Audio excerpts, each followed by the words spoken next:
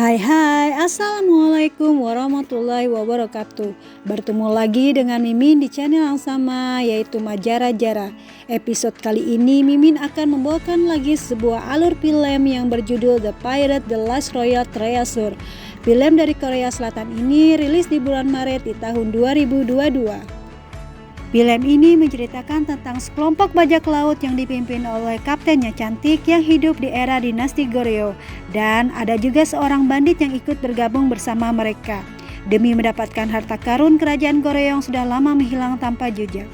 Penasaran dengan aksi mereka menemukan harta karun dan memecahkan misterinya? Mari kawan-kawan, kita masuk ke alur ceritanya. Cepatlah kasih nah. 3, 2, 1. Ceritanya pun dimulai. Ada beberapa laki-laki terdampar di serpihan kapal. Mereka terombang-ambing di laut, terlihat hampir mati. Lalu datanglah sebuah kapal besar dan terlihat gadis cantik yang sedang menatapnya.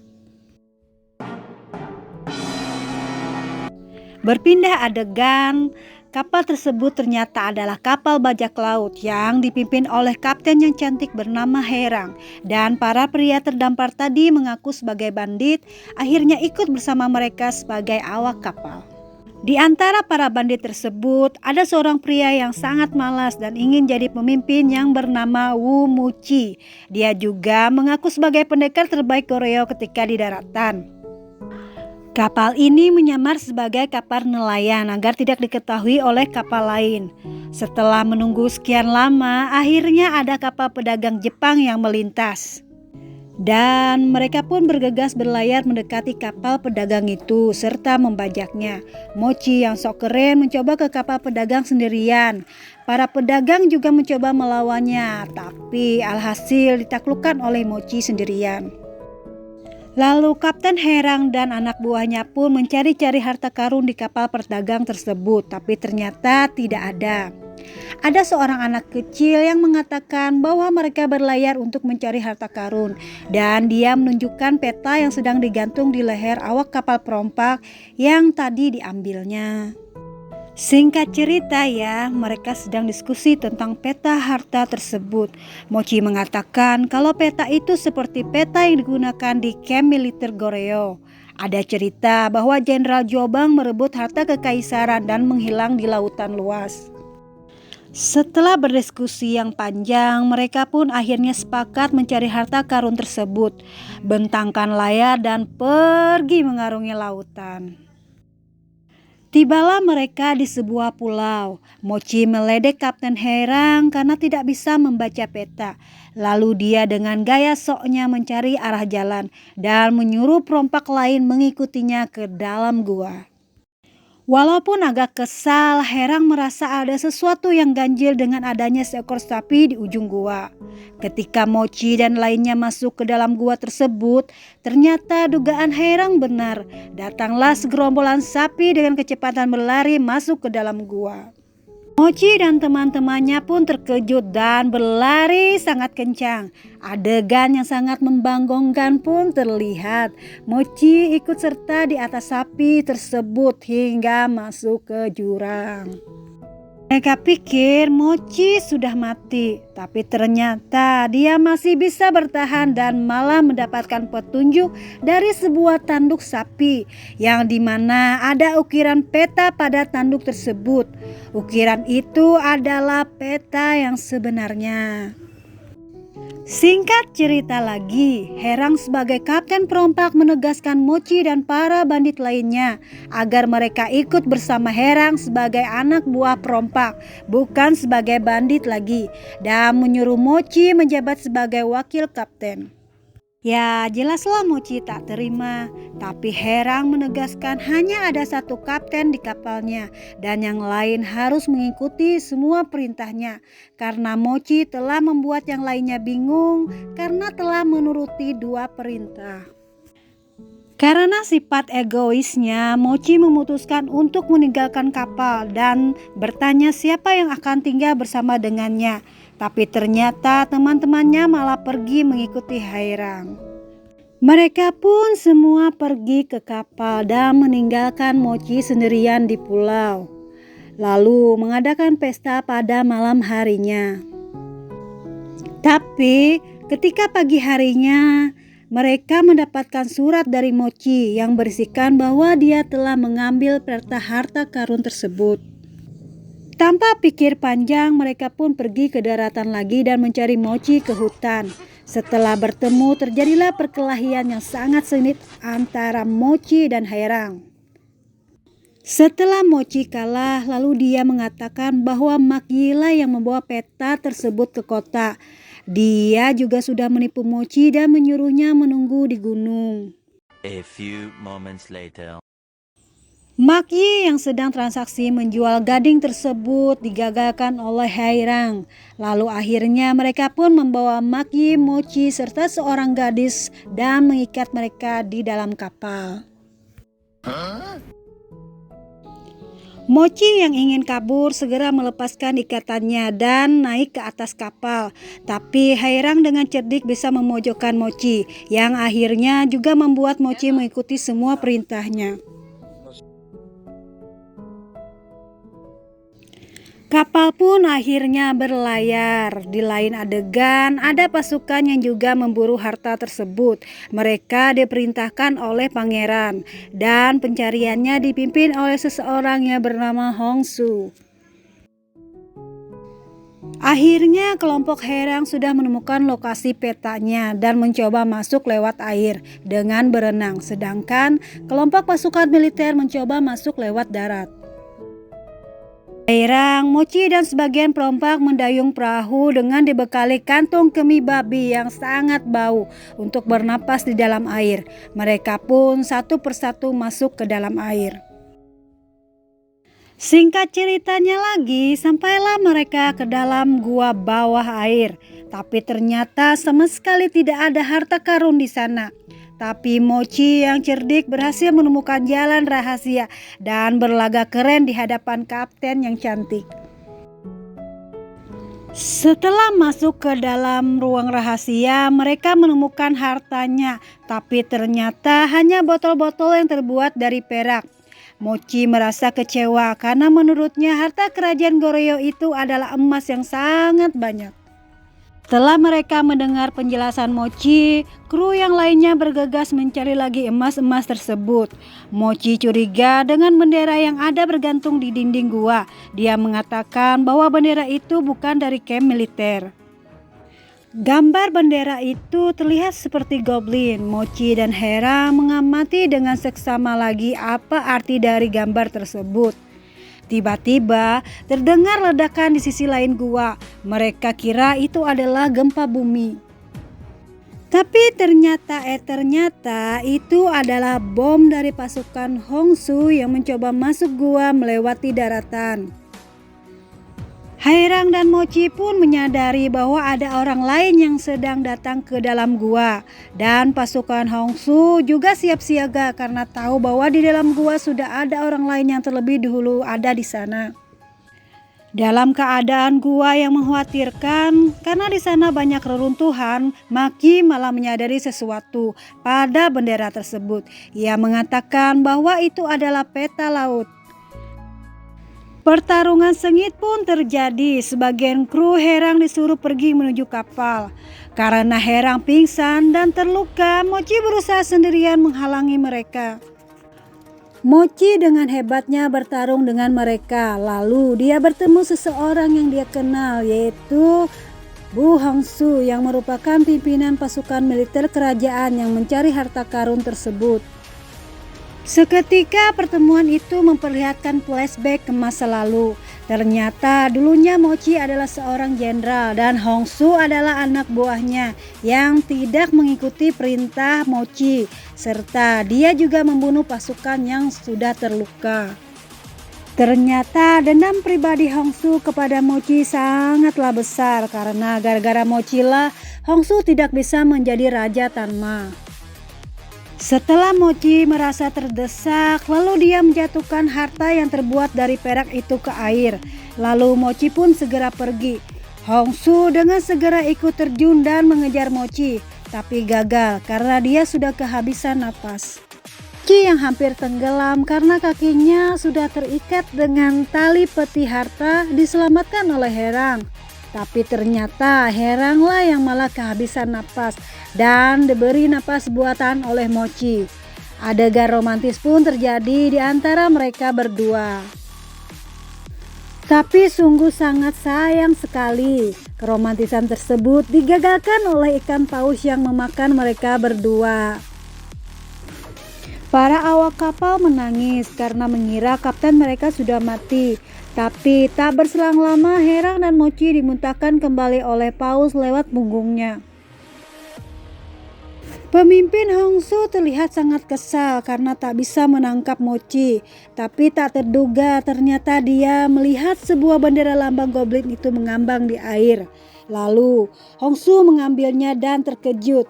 Dia tersenyum seakan mengetahui arti dari bendera tersebut. Di kapal, Herang bermimpi dan ketika bangun dia menyadari bahwa bendera itu adalah sebuah peta.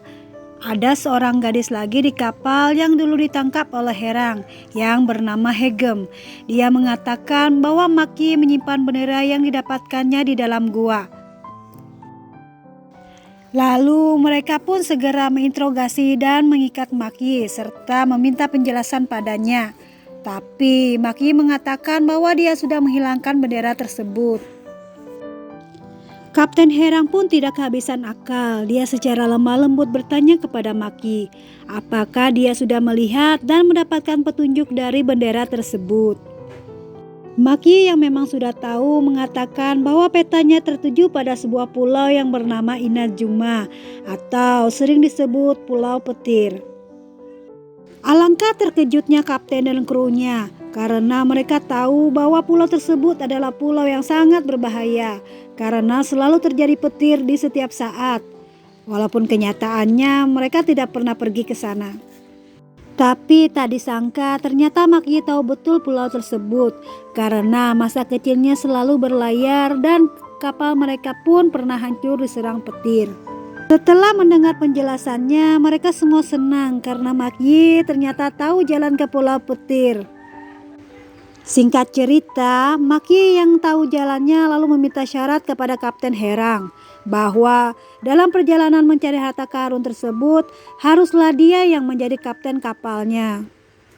Walaupun semua kru tidak setuju, Kapten Herang pun menyanggupinya. Alhasil, perjalanan mencari harta karun pun berlanjut. Di perjalanan, Maki terlihat sebagai kapten yang sangat menyebalkan dan suka memerintah serta seenaknya saja. Sampai-sampai Herang pun dijadikan koki yang menyiapkan makanan untuk di kapal.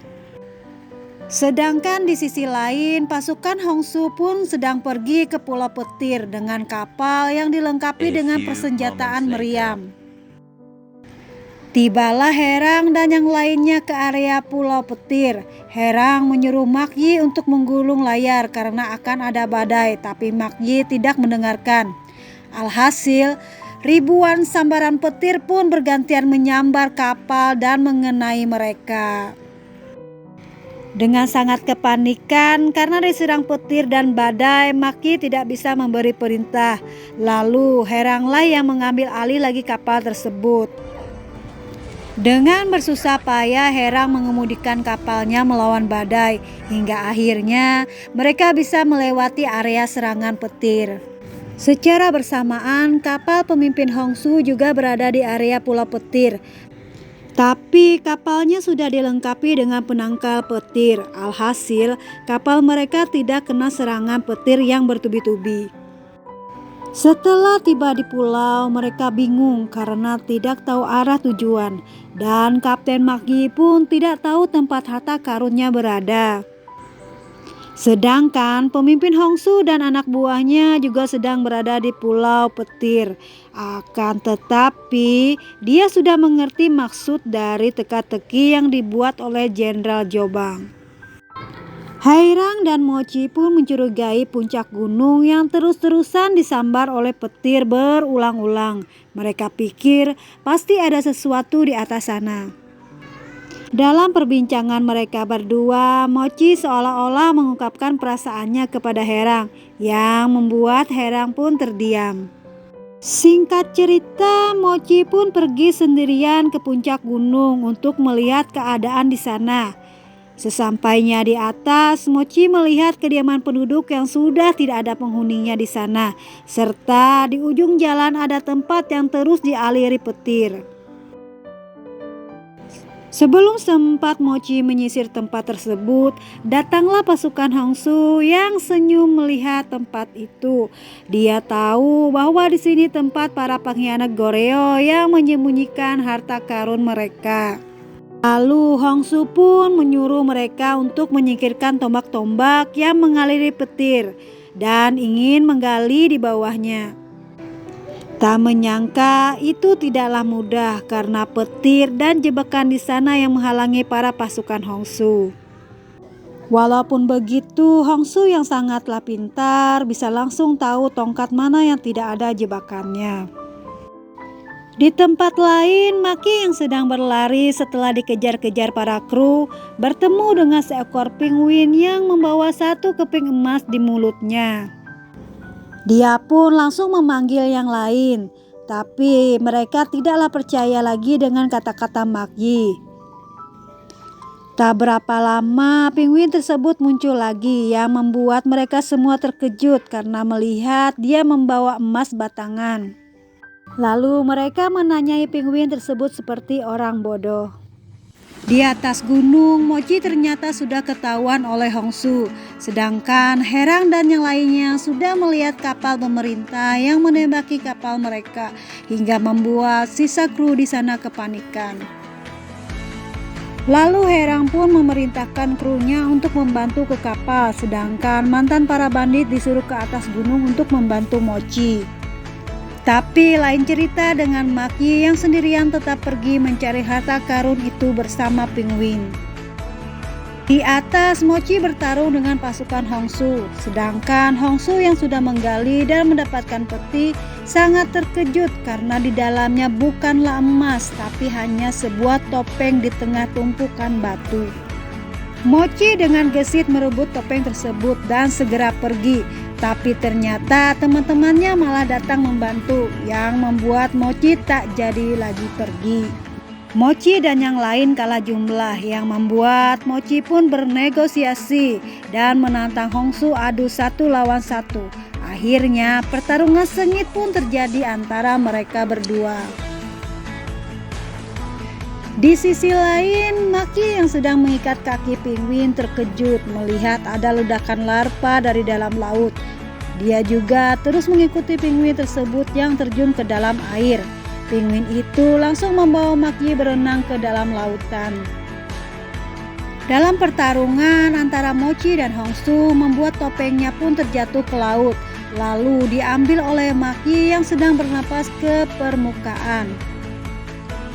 Maki memang sangatlah beruntung, ternyata dia tepat berada di mulut gua yang persis gambarnya seperti topeng yang didapatkannya. Di sisi lain pulau, Herang yang membantu krunya sangat kesal melihat kapal mereka telah hancur. Lalu pembalasan pun terjadi, mereka kembali menyerang kapal pemerintah itu. Dengan gesit, Kapten Herang bertarung serta dibantu oleh krunya. Di lain adegan, Maki sudah menemukan semua emas yang sangat banyak, tapi dia malah diserang oleh kawanan penguin. Di tengah gempa vulkanik, mereka bertarung di kapal dengan bersusah payah. Kapten Herang dan krunya akhirnya menang dan melihat ada satu kapal lagi di depannya, yang ternyata itu adalah kapal harta karun dan ada Maki di sana. Selama pertarungan, Mochi dan yang lain terhenti seketika karena ada angin kencang yang membuat kabut di sana menghilang. Lalu pandangan mereka semua tertuju pada dua kapal yang sedang mengapung. Salah satunya adalah kapal yang terlihat sangat bersinar. Ternyata kapal itu dipenuhi dengan emas yang sangat banyak. Lalu Herang menyuruh krunya untuk pindah ke kapal harta karun, sedangkan dia menghentikan kapal pemerintah yang ingin menembakkan meriam ke arah krunya.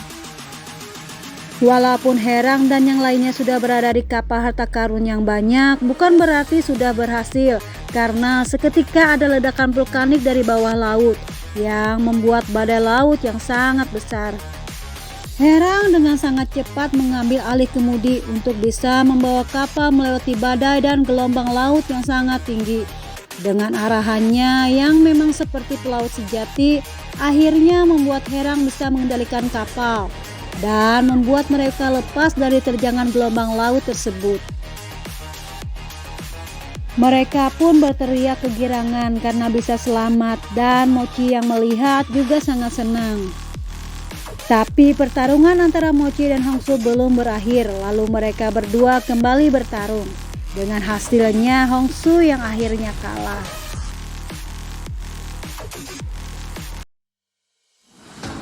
Nah, itulah akhir dari film ini dengan happy ending dan mereka semua berhasil mendapatkan harta yang banyak, serta Mochi yang akan menggunakan harta tersebut untuk membantu rakyat.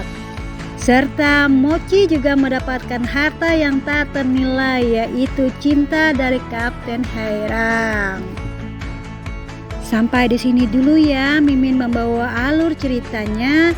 Lain kali kita akan bertemu lagi di alur cerita berikutnya. Terima kasih. Jangan lupa subscribe ya. Dadah.